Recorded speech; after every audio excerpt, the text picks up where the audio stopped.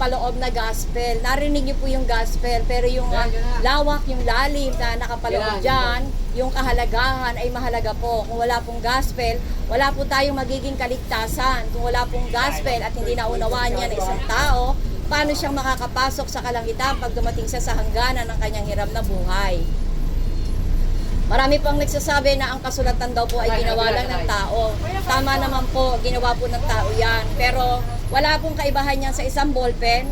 Hawakan mo ang ballpen, hindi po yan magsusulat kung ano yung nais niya. Kundi kung ano yung nais ng nasa isip ng tao, yun ang kanyang isusulat. Ganyan po ang ginawa ng Diyos sa kasulatan. Hinawakan niya, pinuspos, binigyan niya ng kapangyarihan, yung mga taong nagsulat niyan. Kaya po napakahalaga po talaga na mabatid nyo kung ano yung nakapaloob sa kasulatan, kung bakit ang Diyos napakadakila ng kanyang ginawa para sa tao. Na bagamat siya ay Diyos, Espiritu, hindi siya mamamatay kahit kailan, siya po ay naghanda ng isang katawan para sa kapakanan ng tao. Ang kautusan po ay isang perfect na utos. Wala pong maaaring makasunod sa utos na yan. Kaya ang ginawa ng Diyos, inihanda niya ang isang katawan sa pamamagitan ni Kristo Jesus upang ganapin yung hinihingi ng kautusan, upang hindi na po tayo mahatulan dahil tayo po lahat ay mga lawbreaker. Maaari mong masabi yung iba na susunod mo, pero hindi po magkakamali ang Diyos. Wala pong nakasunod isa man sa sinasabi ng kautusan. Kapag nagalit ka sa isang tao, nilait mo yan, minura, isinumpa, pinagsalita ng lahat ng uri ng masasama at masakit na salita sa mata ng Diyos, yan po isa ng uri ng pagpatay. Kaya po ang ginawa ng Diyos, inihanda niya po ang isang katawan sa pamamagitan ni Kristo Jesus, ginanap niya ang lahat ng hinihingi ng kautusan para sa ating katubusan at kapakanan. Yung pong katubusan na ginawa niya, lalo pong matindi yan. Kasi po, siya po ay pinagbintangan, inusig, pinahirapan. Siya po ay hiniya kung saan ang kanyang kasuotan ay pinagsugalan. Kaya po nung siya po ipako sa krus, posible mo ang Panginoon ay walang saplot. At yung pong kasukdulan, nung ipako ang kanyang mga kamay at paa, ang kanyang dugo umagos na buhos hanggang sa ito ay maubos.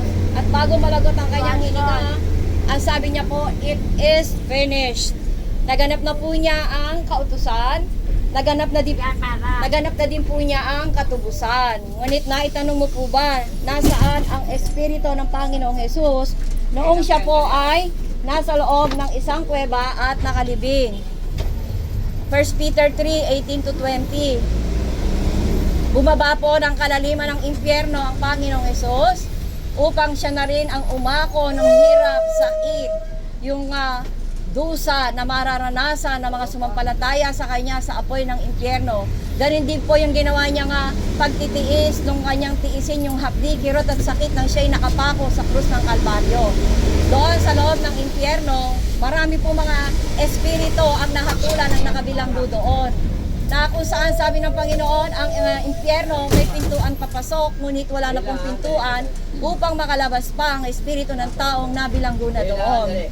At doon ay nangaral siya, isang one-time offer sa mga oras na yon sa mga nakabilanggong espiritu sa loob ng impyerno, na kung sila ay magkakaroon ng pananampalataya sa kanya, sila ay maaari pang mahango doon sa kahatulan. Ngunit sino kaya ang sumampalataya sa kanya samantalang katulad nila, siya ay naroon din sa loob ng impyerno na hatulan na parang isang makasalanan. Kaya po, ano nga ba ang gagawin ng mga taong espiritu na nahatulan doon? Makita nilang nandun din yung tagapagligtas, yung nagsasabing manunubos, yung nagsasabing anak ng Diyos. Kaya po 3 araw, 3 gabi nagtiis ang Panginoon sa loob ng impyerno. Pagkatapos noon, siya ay nagtagumpay. Nabawi niya ang susi ng kamatayan, nabawi niya ang susi ng impyerno. Kaya lahat ng sumampalataya sa kanya, wala nang kahatulan. Hindi na mapapasok pa roon ang mga taong may tunay, dalisay at ganap na pananampalataya sa ginawang kadakilaan ni Kristo Jesus, doon sa nakapaloob sa gospel, na siya ay nagkatawang tao, siya ay nilibing, siya ay namatay, siya ay inilibing at muling nabuhay.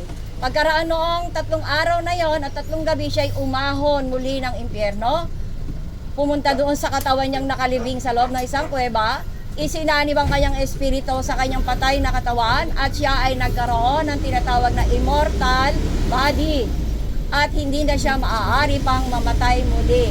Nagpakita siya sa kanyang mga disipulo at ngayon po si Kristo Jesus nakaluklok sa kanan trono ng Ama, namamagitan para sa bawat isa sa atin upang magkaroon tayo ng kaugnayan sa Amang nasa langit.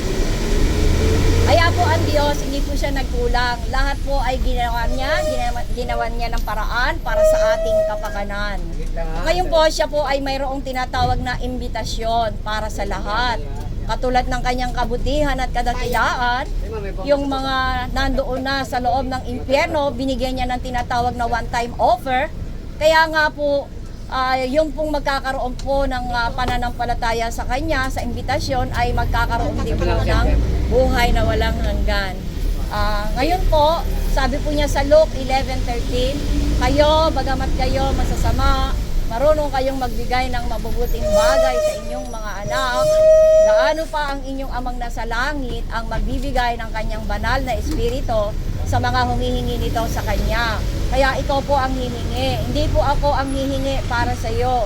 Ikaw po mismo ang magbubukas ng puso mo sa Panginoong Hesus, ang Kristo ng Diyos na buhay, upang ang puso mo ay kanyang maging tirahan, tahanan, pahingahan at sisidlan ng kanyang banal na espiritu. Yung pong gagawin mo, ang banal na espiritu po, ang siyang papasok dyan. Hindi po ako all-knowing, always present at all-powerful. Ngunit si Kristo, sa buhay ng kanyang salita, kaya niya pong makita ang nilalaman ng iyong puso at kaisipan, damdamin at kalooban. Dahil ang kanyang salita ay buhay, humihinga, tumitibok, pumipintik sa kaloob-looban ng buhay ng tao. Mabisa, matalas, kaysa anuman tabak na magkabilay talim, tumatago sa paghihiwalay ng kaluluwa at espiritu, ng mga kasukasuan at utak sa buto, nakakaalam, nakakatalasta sa lahat ng mga binabalak at iniisip ng tao. Walang may kukubli sa Diyos, lahat hayag lantad sa kanyang paningin, ang ating mga iniisip, nararamdaman, ang ating mga sinasabing salita, at bawat isa sa atin, pagdating natin sa hangganan ng ating hiram na buhay, mayroon pong tinatawag na kahatulan. Kung gumawa ng mabuti, ang pagpapala ng Diyos na buhay, makakamit niya ang buhay na walang hanggan. Ngunit, kung hindi naman siya sasampalataya, karapatan niya yan. Karapatan po ng kahit sino ang huwag sumampalataya sa naririnig niya. Dahil ang Diyos po hindi mamimili. Kung ayaw mo, huwag mo. Ganyan po ang Diyos. Ngunit, tandaan po ng bawat isa, kapag dumating na sa hangganan ng hiram na buhay, sino ang magbabayad ng utang na kasalanang nagawa habang nabubuhay sa daigdig na ito? Yan po kasi ang ginanap niya sa krus ng Kalbaryo, yung katubusan. Dumalaw ang kanyang dugo, umagos hanggang sa maubos upang bayaran, bilhin ang ating mga kasalanan sa gawain ng sanlibutan. Kaya po lahat ng sasampalataya sa kanya, kung bubuksan mo ang iyong puso, sabi niya, kumakatok ako sa pintuan ng puso mo, kung diringgin mo ang aking tinig, papasok ako dyan, gagawin kitang tahanan, tirahan, pahingahan ng banal na espiritu, at kayo, ang espiritu mo at espiritu ng Diyos na buhay, magsasanib yan, magsasanib puwersa, magkakaroon ka ngayon ng nagliliwanag na kaisipan, damdamin at kalooban, kung saan mag-iiba ang pananaw mo, mamahalin mo na ang katuwiran, ang katotohanan, katapatan, ang kabanalan, kabutihan, kagandahang loob, at masusuklam ka na sa gawain ng kasamaan at kasalanan, ang kasinungalingan, pandaraya, pagsisinungaling, ang mga panloloko, lahat ng mga bisyo at mga uri nito, magbabago ang pananaw mo. Dahil ang Diyos ay Diyos ng kabutihan at kaayusan. Mananalangin po ako, ang sinong nais sumunod, sumunod ka lang po. Tandaan mo po, walang pilitan at hindi po kita nakikita. Wala pong alam kung anong gagawin mong pagbubukas ng puso mo sa Panginoon. Sumunod ka lang po sa panalangin. Amang banal, dakilang Diyos, sa ngalan ni Kristo Jesus, sumasampalataya ako na ikaw bilang Kristo Jesus ay nagkatawang tao, na ikaw ay namatay, na ikaw ay inilibing, na ikaw ay muling nabuhay para sa aking katubusan. Sumasampalataya po ako na ako ay nangangailangan ng iyong kahabagan, nangangailangan po ako ng iyong kapatawaran, nangangailangan po ako ng iyong kaligtasan, nangangailangan po ako ng iyong kadakilaang ma-register ang pangalan ko sa Book of Life upang pagdating ko sa hiram na buhay na ito, sa hangganan nito, mayroon akong buhay na walang hanggan.